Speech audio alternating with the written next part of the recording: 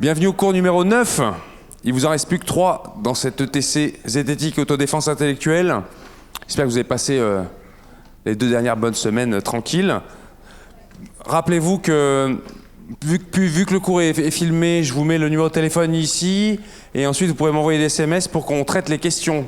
Quand je dis on traite les questions, c'est parce qu'aujourd'hui j'ai l'immense plaisir, l'immense honneur d'accueillir mon collègue et néanmoins ami, Julien Pécou, ici présent. Je ne sais pas s'il faut l'applaudir ou pas, je sais pas, il aime pas ça je crois, mais bon, tant pis pour toi.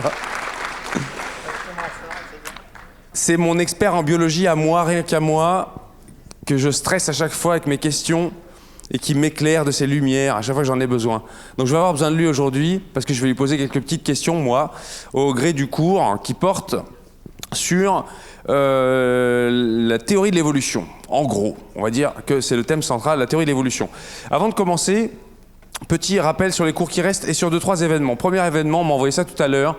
Il y a 4 petits documentaires qui seront passés le 6, c'est-à-dire après-demain, à la Bourse du Travail, et c'est organisé par Nina Faure et Julien Brigaut. Nina Faure et Julien Brigaut, c'est l'équipe de Pierre Carl. Pour ceux qui connaissent Pierre Carl et ses documentaires plutôt corrosifs, je vous encourage fortement à aller voir ce qui s'y passe. Le mardi prochain, 11, on parlera de critique des médias. Ça se fait dans le cadre d'un festival qui s'appelle Plein les urnes, organisé entre autres par Sève, par plein d'autres assos, et ils viendront vous faire un petit laïus au tout début. Le jeudi 13 avril, ça ne fait pas partie des cours, c'est donc pas obligatoire évidemment, mais il y a une conférence du mouvement raélien.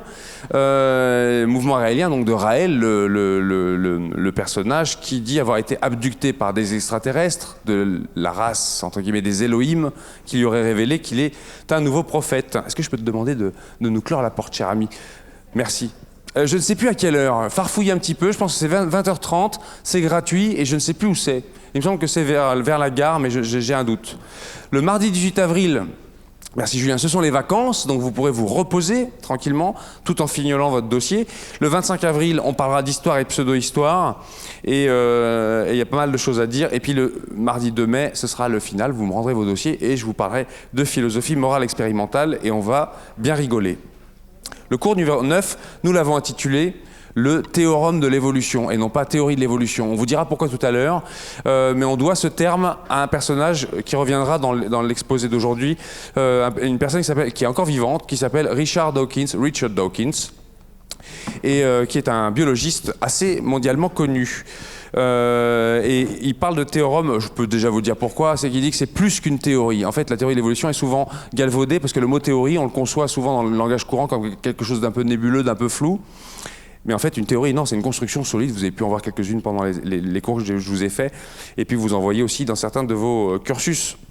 Et on l'a sous-titré « Le plus beau spectacle du monde » parce qu'il a fait un livre qui s'appelle « Le plus beau spectacle du monde » et il dit que la nature est effectivement le plus beau spectacle du monde, surtout quand on sait le décortiquer sous l'angle et le regard du naturaliste.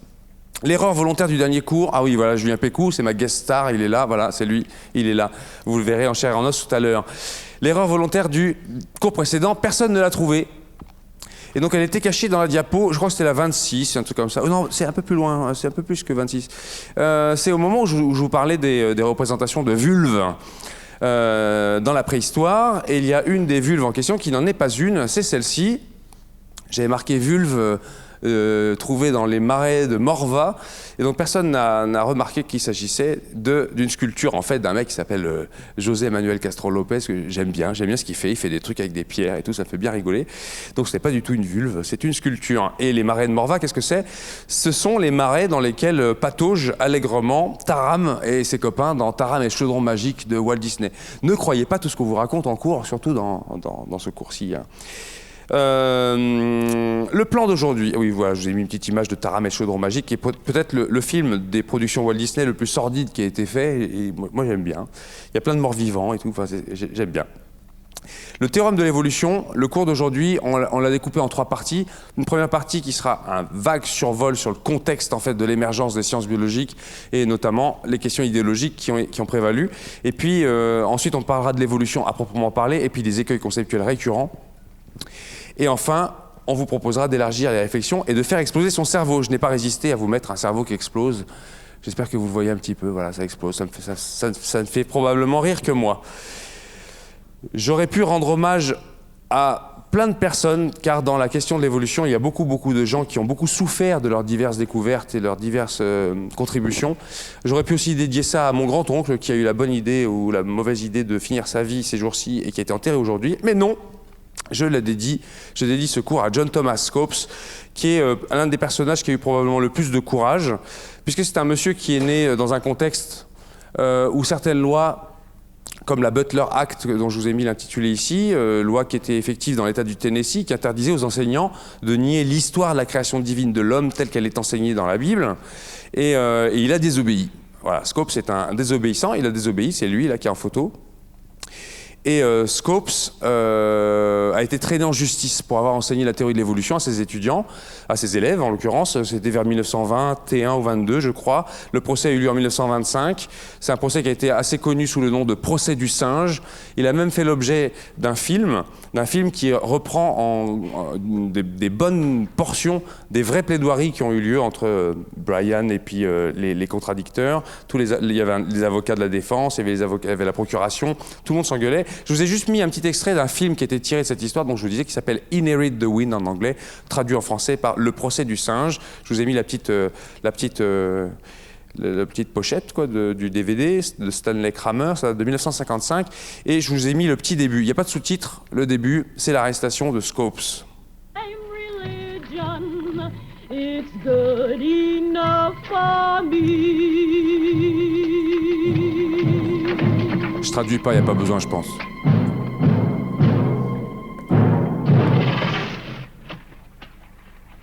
Good morning, young ladies and gentlemen.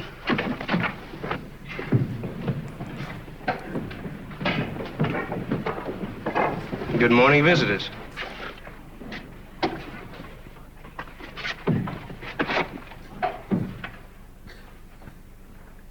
For our science lesson for today, we will continue our discussion of Darwin's theory of the descent of man. Now, as I told you yesterday, Darwin's theory tells us that man evolved from a lower order of animals. From the first wiggly protozoa here in the sea, to the ape, and finally, to man. Now, some of you fellas out there are probably going to say that's why some of us act like monkeys. But what Mr. Charles Darwin was trying to tell us in his own way... Bertram T. Cates. Come off it, Sam. You've known me all my life. Bert,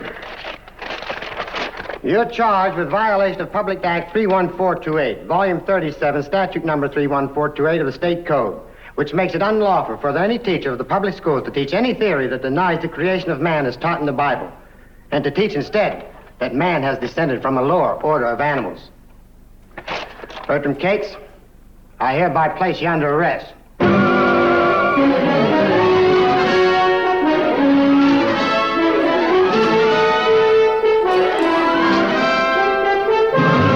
Ce film a été encensé par les critiques parce qu'il est vraiment très rigoureux sur le plan des plaidoiries. C'est vraiment un régal. Alors, j'amène, pour commencer, la discussion sur les questions des sciences biologiques qui sont, bon, elles naissent dans un passé très lointain, évidemment. Les gens se sont posés très tôt des questions sur qu'est-ce que l'humain, est-ce qu'il a une finalité, entre guillemets, quelle est sa place dans le monde naturel. Mais ce qui nous intéresse, nous, ici, c'est la naissance vraiment d'une construction théorique qui tient un peu la route. Et il faut se rendre compte que tout ça, c'est né dans un contexte idéologique. Alors quand je vous parle de ça, du contexte idéologique des années, par exemple, 1700, 1800 et 1900, l'idée, c'est que vous puissiez vous-même essayer de vous projeter. Est-ce que dans 100 ans ou 200 ans, les gens qui regarderont ce qu'on raconte aujourd'hui n'y verront pas le même genre de défauts idéologiques que nous pouvons voir, nous, dans le passé, quand on regarde un peu nos prédécesseurs? Et est-ce qu'on pourrait anticiper de choses qui sont plus ou moins morales ou plus ou moins discutables, déjà dès maintenant? Alors j'essaierai de faire des petits ponts avec des choses encore actuelles. Je voudrais vous montrer par exemple ici le travail d'un gars qui a beaucoup influencé la réflexion sur l'histoire naturelle. Son bouquin s'appelle L'histoire naturelle du genre humain. Il s'appelait Viret, et c'est en quelque sorte celui qui a appris aux grands-pères et aux grands-mères, à plus forte raison nos grands-pères, parce qu'ils faisaient plus d'études les hommes que les femmes, puisque les femmes étaient plutôt cantonnées aux tâches ménagères, comme vous le savez. Et c'est celui qui a enseigné, entre autres, aux grands-parents de nos grands-parents. Donc le contexte dans lequel on réfléchisse les gens de l'époque, c'est celui-ci. Alors je vous ai mis quelques extraits qui sont assez croustillant, on va dire, sur le plan du racialisme, parce que c'est évidemment l'ordonnancement des races qui a été la principale question à l'orée du 19e siècle. Alors je vous ai mis quelques extraits comme ça, je vous les lis. Tout le monde connaît cette espèce de museau qu'ont les nègres, ces cheveux laineux, ces grosses lèvres si gonflées, ce nez large et épaté, ce menton reculé, ces yeux ronds et à fleur de tête qui les distinguent et qui les ferait reconnaître au premier coup d'œil, quand bien même ils seraient blancs comme les Européens. Plus loin, le crâne des nègres est épais, avec des sutures serrées et résiste mieux au coup que celui des Européens. Stupéfiant. Le temps et l'espace ne manquent point à l'Africain. Cependant, il est resté brut et sauvage lorsque d'autres peuples de la Terre se sont plus ou moins élancés dans la noble carrière de la perfection sociale. Et c'est cette même humidité chaude qui rend le nègre si paresseux, si indolent. Humidité chaude, ça fait rappel à, vous savez, l'analyse d'Hippocrate sur les fameuses humeurs qui, cuites ensemble, bien harmonieuses, donneraient une santé correcte. Humidité chaude, donc, qui rend le nègre si paresseux, si indolent, et qui n'oblige ces peuples à aucun travail pour vivre. De là vient que les nègres ne s'évertuent en rien et passeront des milliers de siècles sans se perfectionner, accroupis ou sommeillants. Vous voyez, on est là-dedans, quoi. Imaginez que vous ayez maintenant votre bouquin d'histoire naturelle qui vous raconte ce genre de choses. L'anthropologie et l'étude des peuples et l'étude de la biologie ont été entachées fortement de ça, de ces lectures-là, les lectures un peu anciennes. On appelle ça parfois entre nous l'anthropologie primitiviste. Les grands noms qui reviennent assez souvent sont Geoffroy de Saint-Hilaire notamment, et puis Georges Cuvier, que vous allez voir représenté ici dans un film qui tourne autour d'un personnage qui s'appelait Sauchi, qu'on appelait aussi Sauchi Bartman, et qu'on a surnommé la Vénus Hottentote. Peut-être c'est une histoire que vous connaissez, parce que vous avez écouté Brassens et que Brassens la cite dans une de ses chansons, mais aussi peut-être parce que vous avez vu le film qu'Abdelatif Kechiche en a fait. Et alors ce film, lui aussi, il est tiré, le texte exact que vous allez voir là dans la séquence que je vais vous montrer, est tiré de ces extraits d'observation faits sur le cadavre d'une femme connue à Paris, à Londres, sous le nom de Vénus Hottentote. C'est un rapport qu'il a publié en 1817. Alors l'histoire, c'est quand même, cette dame a été volée, kidnappée en quelque sorte en Afrique du Sud. Elle a été ramenée en France, en Angleterre, en Hollande d'abord, en Angleterre et puis en France, présentée dans les foires parce qu'elle a des propriétés physiques assez particulières. Elle a notamment des fesses dites calipiges, et puis elle a des lèvres génitales qui sont plutôt fortement marquées. Et ça a été ils s'en sont servis de freak, vous voyez, de monstres dans les foires. Ils l'ont montré et tout. Elle a passé une vie absolument déplorable. Elle est morte très jeune, après une période de prostitution, parce qu'au bout d'un moment, les gens commençaient à se désintéresser d'elle, sauf quelques scientifiques qui se sont dit « ça serait quand même intéressant si on pouvait la garder au moins dans le formol ». Quand elle sera morte, et je vous jure, c'est ça. Et Cuvier guettait le moment où elle mourrait, et il a réussi. Hein. Et au moment où elle est morte, il a récupéré son corps, il en a fait un moulage qui est resté exposé avec une partie de ses restes au musée de l'Homme à Paris, jusqu'en 1974, quand même, sans que ça choque les visiteurs de se dire qu'une dame kidnappée pouvait être présentée de la sorte, comme ça. Alors voilà l'exposé qu'en fait Cuvier. Je pense que ça met vraiment dans le contexte de l'époque, et le texte est rigoureux scientifiquement parlant. Je vous montre. Voilà la pochette du film Vénus Noire, que vous avez peut-être vu, qui est remarquablement bien foutu.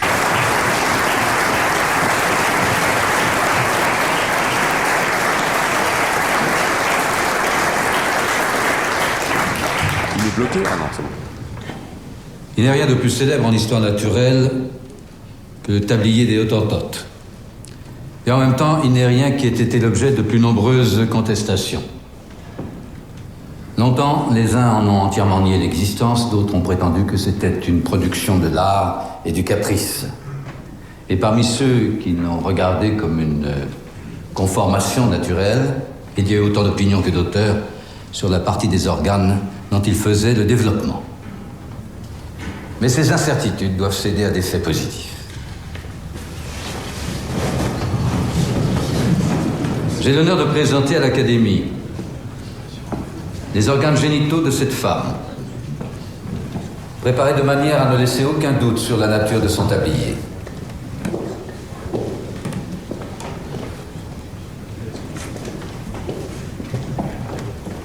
Je vous en prie, faites circuler. Les grandes lèvres peu prononcées interceptent un ovale de 4 pouces de longueur.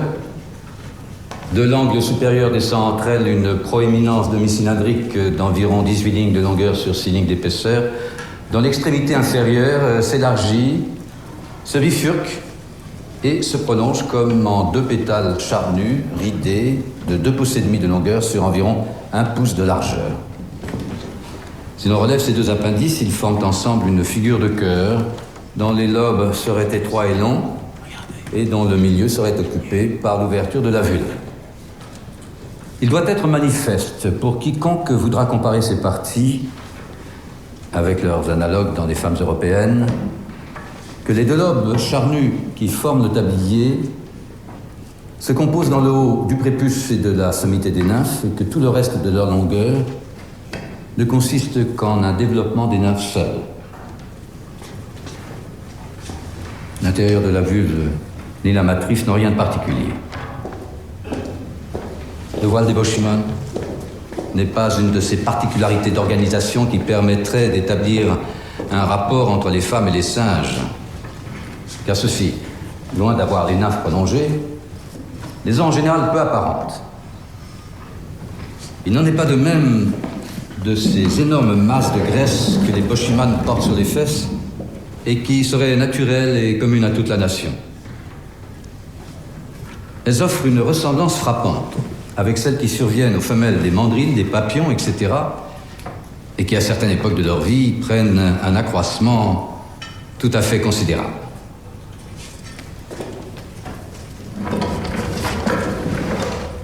La tête offre des moyens plus sûrs de distinction parce qu'on l'a mieux étudiée. C'est d'après elle que l'on a toujours classé les nations. Et à cet égard, notre Boshiman offre des différences très remarquables et très singulières.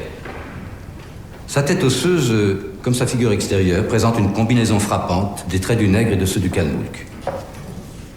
Le nègre, comme on sait, a le museau saillant et la face et le crâne comprimé par les côtés. Le Kalmouk a le museau plat et la face élargie.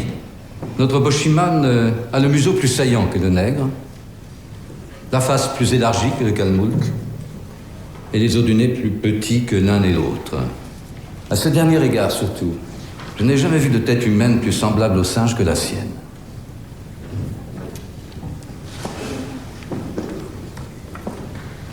Ce qui est bien constaté dès à présent, et ce qu'il est nécessaire de redire, tant l'erreur contraire se propage dans les ouvrages les plus nouveaux, c'est que ni ces Galas, ni ces Boshiman, ni aucune race de nègres n'a donné naissance au peuple célèbre qui a établi la civilisation dans l'antique Égypte, et duquel on peut dire que le monde entier a hérité des principes des lois, des sciences et peut-être même de la religion.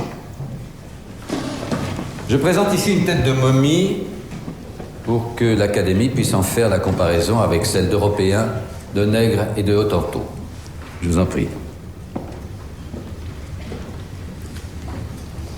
Aujourd'hui que l'on distingue les races par le squelette de la tête et que l'on possède tant de corps d'anciens Égyptiens momifiés, il est aisé de s'assurer que quel qu'ait été leur teint, ils appartenaient à la même race d'hommes que nous, qu'ils avaient le crâne et le cerveau aussi volumineux, qu'en un mot, ils ne faisaient pas exception à cette loi cruelle qui semble avoir condamné à une éternelle infériorité les races à crâne déprimé et comprimé.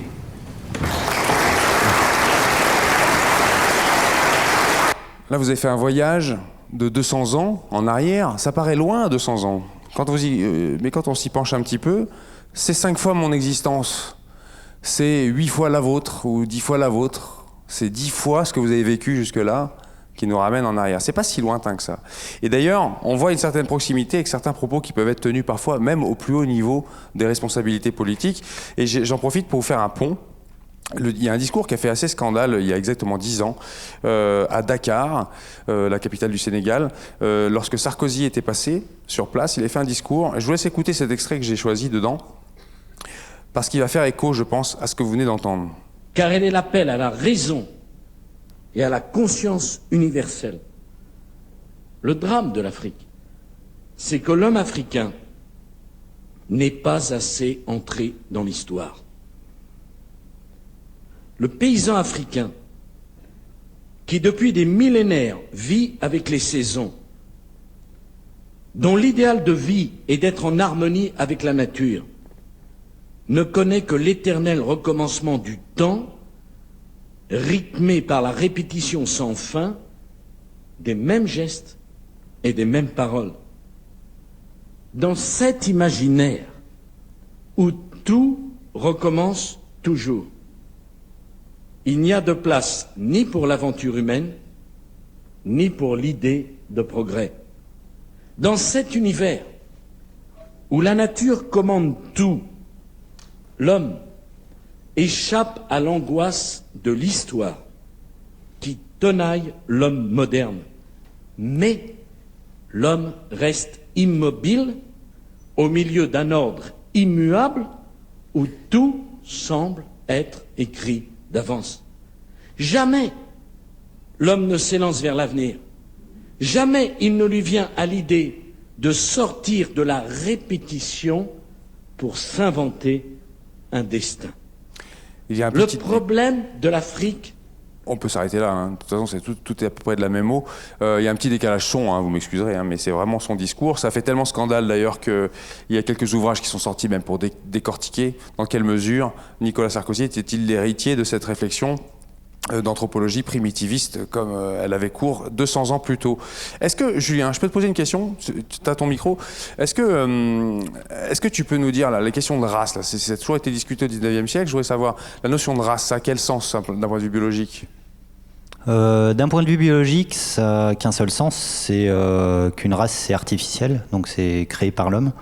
Donc en termes de, ce qu'on appellerait on va dire la domestication des plantes, la domestication des animaux, à partir de là, on a créé des races en croisant des espèces, certains caractères. Donc en fait, ça n'a aucune légitimité d'un point de vue purement naturel, entre guillemets, quoi. D'accord, c'est pas une catégorie qui est efficiente du tout maintenant, quoi. Non, on parlerait plutôt de sous-espèces ou de différentes populations au sein d'une même espèce, mais de race, dans la nature connaît pas ça, quoi. Merci, je te demanderai encore quelques petits trucs au fur et à mesure du cours. Et ça pose des enjeux diplomatiques, encore maintenant, ces questions-là de corps qui ont été conservés comme étant des marques d'infériorité, des démonstrations racialistes, etc. Et récemment, il y a eu des restitutions. Donc le corps de Saochi, la Vénus autantote, a été restitué à l'Afrique du Sud. Il y a eu une grande célébration d'ailleurs des retours de son corps, ce qui était un peu la moindre des choses quand même. Il y a aussi des gens qui ont réclamé les têtes maoris, qui ont été rendues en 2012. Il y a également la Nouvelle-Calédonie, le peuple kanak de Nouvelle-Calédonie qui a réclamé la tête d'un chef, le chef Ataï, qui a été conservé pendant très longtemps dans nos musées. Et ça pose toujours la question de savoir qu'est-ce qu'on voit dans nos musées. En fait, dans nos musées, il y a des traces de ce genre d'héritage-là. Donc ça a été rendu il y a 2 ans. Hein. Je pense qu'on n'a pas fini de restituer les choses que nos ancêtres ont indûment prélevées, comme si c'était des espèces de plantes ou des espèces d'animaux sauvages. Voilà, dans les catégories racialistes, plein de méthodes ont été utilisées pour essayer de distinguer ces histoires de race. Je vous ai déjà parlé de ça au tout début, au premier cours, je me rappelle bien, je vous ai montré une carte de phrénologie, la phrénologie de Gall. Vous savez, en fonction de la forme d'un crâne, on pourrait deviner la capacité de quelqu'un, soit être quelqu'un de merveilleux et de brillant, etc., ou quelqu'un, au contraire, à tendance potentiellement criminogène ou délinquante. Voilà, donc vous aviez comme ça des boîtes avec des crânes en modèle, et ensuite on essayait de mouler le crâne des individus pour essayer de voir si on pouvait déceler chez eux des bosses ou des creux. Si vous êtes fan de cinématographie, vous avez peut-être vu Django Unchained de Quentin Tarantino en 2012, et il y a un passage où Leonardo DiCaprio massacre un crâne en faisant tout un discours sur la phrénologie. Je vous conseille chaudement ce petit extrait.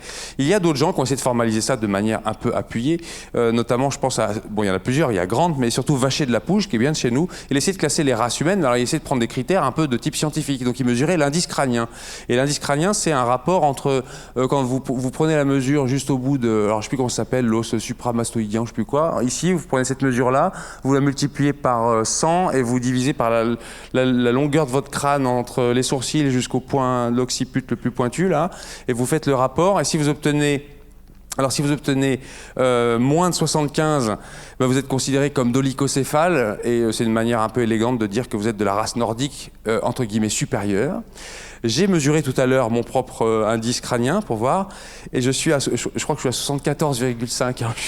je suis très content, était classé dans les races nordiques, les scandinaves, mais pas les finlandais quand même, parce que quand même, faut pas exagérer, les allemands, les néerlandais, les anglais et les bretons, parce qu'il y a eu aussi une sorte de taxonomie intra-française. Les mésocéphales, c'est à peu près la moyenne de tout le monde ici, je pense. On considérait que c'était la race alpine, était classée dedans les Français moyens, pas les bretons donc, et puis pas non plus les auvergnats qui apparaissent un peu avant que je veuille en parler, mais et puis les bavarois, on ne sait pas trop pourquoi, et puis les slaves. Et enfin, ceux qui ont plus de 80, je vous laisserai mesurer chez vous, vous êtes plutôt considérés comme légèrement inférieurs, peut-être quelque chose qui relèverait du chaînon manquant entre le singe et l'humain, et étaient classés dedans les Grecs, les Italiens, ils seront contents d'entendre ça, et les Auvergnats, voilà, donc braves Auvergnats, considérés donc un petit peu bas dans l'échelle des races et des sous-races. Un type qui a beaucoup travaillé là-dessus, je vous en ai déjà un petit peu parlé de ce monsieur, il s'appelait Stephen Jay Gould, il est mort en 2002. C'est un type qui est aussi brillant sur le plan de l'évolution que brillant dans la façon d'écrire. Ses bouquins sont des régals, et le livre La malmesure de l'homme est un bijou là-dessus, sur ce genre de questions-là. On voudrait bien vous le prêter au bureau, mais Julien l'a embarqué chez lui depuis plusieurs mois, et il refuse de le rendre. Donc on va essayer on le gardera ici dans cette amphi jusqu'à ce qu'il nous le rende. Voilà. Et puis, je sais que certains d'entre vous aiment bien les séries, certaines d'entre vous aiment les séries genre CSI, les experts, tout ça. Il faut se rappeler que la naissance de la criminalistique vient de personnes, notamment un gars qui s'appelait Lombroso, pour ceux qui connaissent. Et c'est exactement la même mot. En fait, le point de départ de ça, c'est d'essayer de distinguer les races, distinguer les comportements criminogènes. Alors, j'ai gardé quelques points centraux de ces théories. Il distinguait la race italienne du Sud, considérée comme inférieure à la race italienne du Nord. Donc, les gens du Sud sont peut-être ravis d'entendre ça. Il comparait la femme à une nature inférieure à l'homme et lui donnait une nature essentiellement mauvaise. Et puis il a créé la notion de criminel né. Alors si vous réfléchissez bien à cette notion de criminel né, on se dit bon bah ça c'est les années, c'était il y a 140 ans quoi. Mais quand on regarde, je cite Sarkozy, mais c'est pas le seul. Sarkozy, au début de son mandat, je me rappelle très très bien, il disait qu'il fallait relancer des programmes pour essayer de détecter le comportement criminogène potentiel des enfants à l'école. Ce sont des restes de ce genre de démarche-là. J'introduis maintenant une notion qui est venue un peu au goût du jour des années 2000, quand il s'est agi de regarder un peu les comportements que pouvaient avoir, non seulement dans les musées, mais aussi dans d'autres formes d'exposition, un regard de type colonial, on appelle ça un regard de type colonial ou de type primitiviste. Et il y a un livre qui est sorti, qui était collectif, qui s'appelait, le livre s'appelait Zoos humains, et le concept c'est les zoos humains, dont l'exposition de 1931 à Paris a été un exemple parfait. Ils en ont tiré un documentaire, je vous montre un petit extrait, et je demanderai à Julien de le commenter tout de suite après.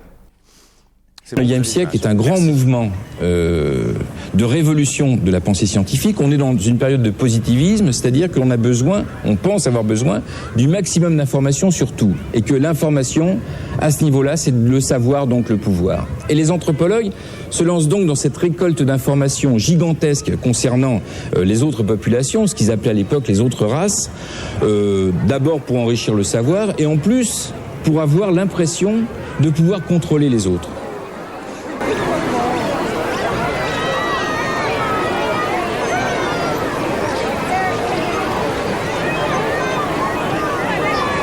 Le paradoxe dans la démarche anthropologique, c'est qu'en voulant instituer des classifications, une hiérarchie des races, faisait que, dans la tête des anthropologues et surtout pour le public, le fait de voir des races, entre guillemets, différentes derrière des barreaux, suffisait pour expliquer le sens de la hiérarchie. Il n'y avait pas besoin de faire des grands discours. Quand vous êtes d'un côté d'une cage et que vous regardez des gens qui sont enfermés dedans, même si ce sont des barreaux symboliques, à défaut d'être matériels, vous voyez tout de suite où se situe le pouvoir et où se situe le savoir. Au milieu du XIXe siècle apparaît évidemment le darwinisme avec le concept de sélection. Les plus aptes sont sélectionnés par la nature pour survivre au détriment des plus faibles. Et il est certain que la logique de classification qui est entreprise à l'époque vise à instituer une hiérarchie des races.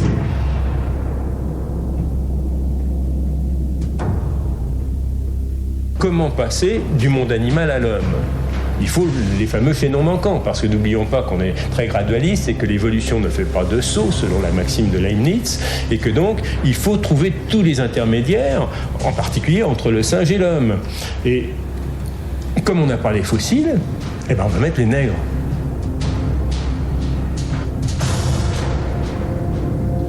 Ce qui permet à la fois de les rabaisser à la condition dans laquelle l'esclavage les avait rabaissés sans culpabiliser, et puis en même temps de justifier la théorie de l'évolution.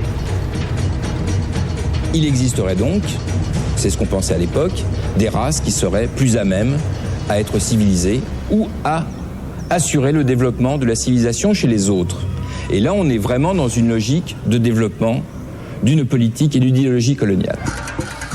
Désormais convaincu par les exhibitions et par les scientifiques que le sauvage existe, le public est tout prêt à soutenir la course aux empires coloniaux. S'appuyant sur cet engouement populaire, les grands États européens intègrent progressivement les zoos humains à leur discours colonial. Alors, plusieurs choses sur ce passage. Tu veux commenter un petit peu? Et tu veux aussi pointer, il y a une erreur dedans, juste dans ce commentaire. Alors, le documentaire est génial, regardez-le, ça s'appelle Zoo humain. C'était fait par Éric Dereau et Pascal Blanchard. Vous avez vu le scientifique Langanais qui parlait. Et qu'est-ce que tu ferais comme commentaire là-dessus? Comme commentaire? Ouais. Tu me prends à froid. Le chaînon manquant. Ah, le chaînon manquant. C'est une notion qui te plaît, ça. On en reparle après ou si on peut va y revenir après. Au moins là, ce qui pose problème pour l'histoire du chaînon manquant. Un chaînon manquant, ça voudrait dire que ça serait un intermédiaire, on va dire, entre une espèce ancestrale, une espèce actuelle. Sauf qu'en fait, chercher le chaînon manquant entre le singe et l'homme, ça n'a pas de sens, sachant que les singes sont actuels. Donc en fait, c'est mal comprendre la généalogie. C'est penser que en fait, les singes auraient arrêté d'évoluer il y a très longtemps et qu'en fait il y aurait eu que des descendants qui auraient continué d'évoluer. En fait ça c'est pas vrai parce qu'en fait les singes d'il y a 9 millions d'années ne se ressemblaient pas aux singes actuels, tout comme les humains par ailleurs. Donc du coup la notion de chaînon manquant ça a juste aucun sens d'un point de vue on va dire de phylogénie. Donc phylogénie ça va être l'étude de la parenté entre les espèces.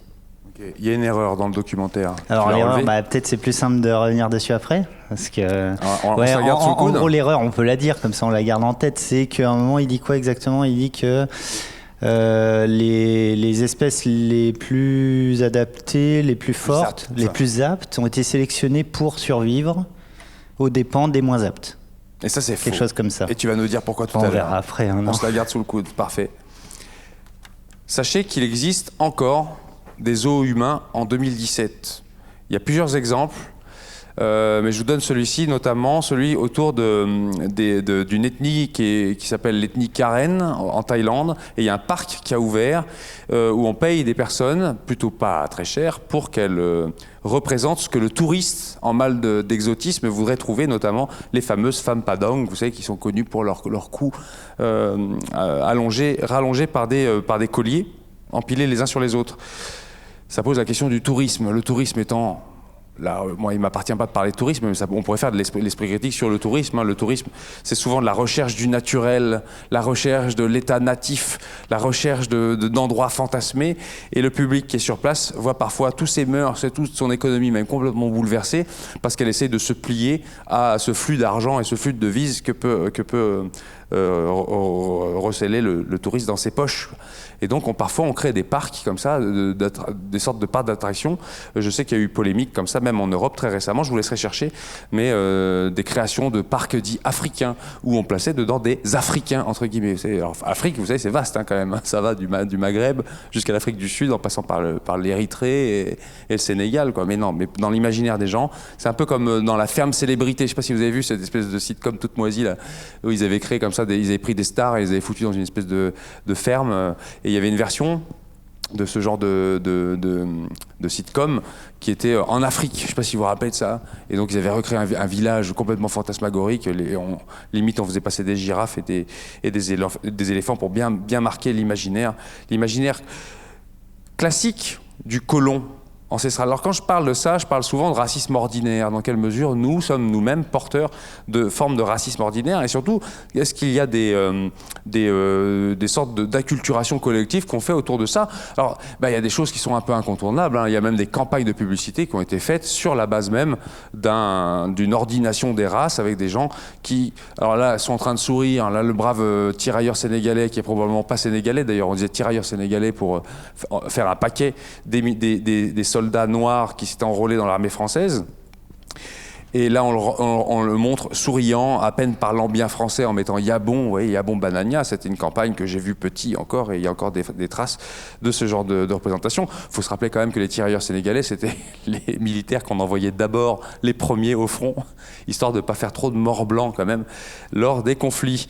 Et puis, vous avez aussi tout l'imaginaire qui est lié à, vous savez, ce personnage qui est Tintin, que je ne sais pas si vous avez grandi en lisant ça, moi j'ai tout lu à l'époque, et ça ne me choquait pas, moi, de voir Tintin, notamment Tintin au Congo, qui est vraiment le festival de la lecture coloniale. Hergé étant représentant de son époque, si vous voulez, ça se passe en 1931, je crois qu'il fait ses dessins, et alors dedans, vous avez des scènes absolument incroyables. Je pense que vous pourrez lire ça à tête reposée chez vous quand vous regarderez le diaporama, mais là, voilà, il les prend un peu, il les prend de haut, il essaie de les organiser, il leur dit au travail, vous n'avez pas honte de laisser ce chien travailler tout seul. Alors après, tous les mecs qui se mettent à côté, là, etc. Il y a une autre scène aussi où il réconcilie deux mecs qui se battent parce qu'ils veulent un chapeau, qui ont l'air un peu neuneux, on les présente bien sous des traits un peu primitifs et neuneux, et puis il dit, ah voilà, c'est pour ce chapeau de paille, et ben voilà, je vais vous mettre d'accord tous les deux, et après, lit blanc, lit très juste, lit donner un chapeau à moitié à chacun, il y en a un qui a une tranche et l'autre qui a le machin. Je vous passe aussi le massacre d'animaux sauvages dans... Je sais pas, vous avez lu le Tintin au Congo ? Il y a un moment, il tue des gazelles, mais alors... je sais pas combien il en tue, ou des antilopes, je me rappelle plus, mais il en tue sur 150, il fait pas gaffe. À un moment, il éventre un énorme reptile, un énorme saurien. Après, qu'est-ce qu'il fait aussi ? Je crois qu'il prend une dynamite et il la cale dans un rhinocéros, puis ça explose, il y a des bouts partout. Enfin, c'est quand même assez étonnant de voir ça. Il y a aussi d'autres traces un petit peu stupéfiantes. Je me rappelle quand j'étais petit, je mangeais ça. Je mangeais ces petits... Ma mère m'achetait ça, les petits bamboulas. C'était des petits gâteaux sablés, très très bons. Et en 94, il y a une petite anecdote quand même, parce que ça se passe vers la Bretagne. Là-bas, il y a le parc de Port-Saint-Père qui décide de créer un parc d'attractions financé par l'entreprise qui fait les bamboulas. Et ils ont appelé ça Bambouland. Alors, il fallait trouver quelques noirs pour peupler Bambouland et tout. Et ça a un petit peu fait scandale, quoi. Voilà, donc c'était près de Nantes. Voilà, ils ont essayé d'ouvrir un village africain avec hommes et femmes qui devaient par contrat être torse nu quand la température le permettait. Ils sont gentils quand même, parce que si ça caillait, ils pouvaient mettre une petite laine quand même. Voilà, c'était sponsorisé par la biscuiterie Saint-Michel pour faire la promotion de Bamboula. Voilà. Alors depuis la marque sous les Avani et les Colibés a changé de nom. Donc quand vous mangez des sablés de Resse au chocolat, c'est des anciens Bamboula, c'est le même gâteau, hein, mais il s'appelle plus Bamboula. Je trouve que c'est pas plus mal. Il y a aussi d'autres choses comme ça. Je pense aux têtes de nègre dans les boulangeries ou cette marque de pain d'épices praliné qui s'appelait le Negro et qui a changé de nom il y a 1 an et demi, quoi. Il y a 1 an et demi, sous la pression populaire évidemment, parce que ça entretient des préjugés et des stéréotypes qui sont vraiment désastreux, quoi.